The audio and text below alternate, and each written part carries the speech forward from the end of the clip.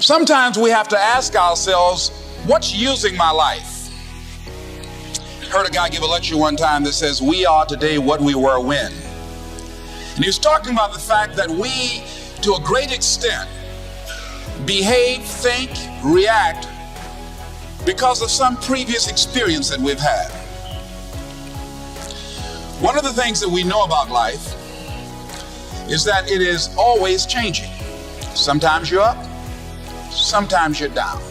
Sometimes things go real well, and sometimes they don't. Sometimes you're happy, and sometimes you're sad. Now that's that thing called life.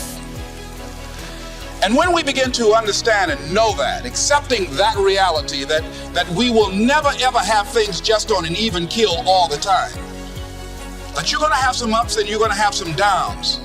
But during those down moments, that's where the growth takes place. That's where the work is. Anybody can feel good when they have their health, their bills are paid, they have happy relationships, business is successful. Anybody can be positive then. Anybody can have a larger vision then. Anybody can have faith under those kinds of circumstances. Am I correct? See, but the real challenge of growth, mentally, emotionally, and spiritually, comes when you get knocked down.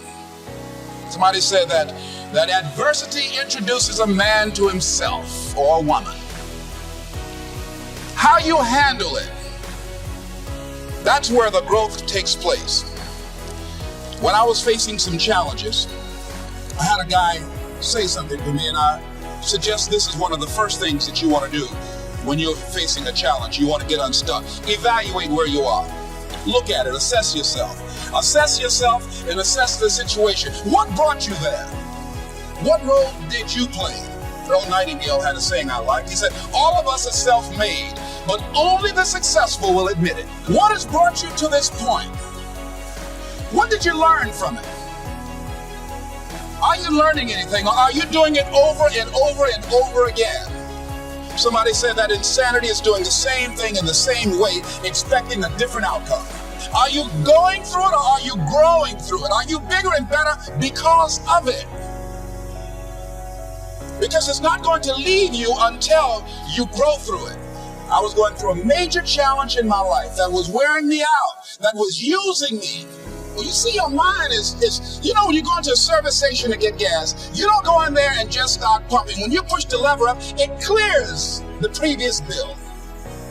By the same token, if you want to begin to move, you've got to clear your mind of all the unnecessary luggage and baggage that's weighing us down. I couldn't move, I couldn't think about what am I going to do to get out of this situation, because I was so concerned about what happened and what he did to me and how bad it was. I was so stuck in that I couldn't even focus on what I should have done. Feeling sorry for myself and angry, none of that was taking me anywhere. So pretty soon I learned through effort, made a conscious, deliberate, determined effort. I had to let it go. I had to forgive it. Let it go and begin to focus on developing myself. And I say to you, you're going to have people to do things to you. Things are going to happen to you. And the most important thing to do is to harness your will and let it go. And move so you can grow. So you can get on with your life. It doesn't matter about what happens to you. What matters is, what are you going to do about it? All of us have experienced some tragedy, and if we haven't, we will. And you can either let it destroy your life, or you can build upon it.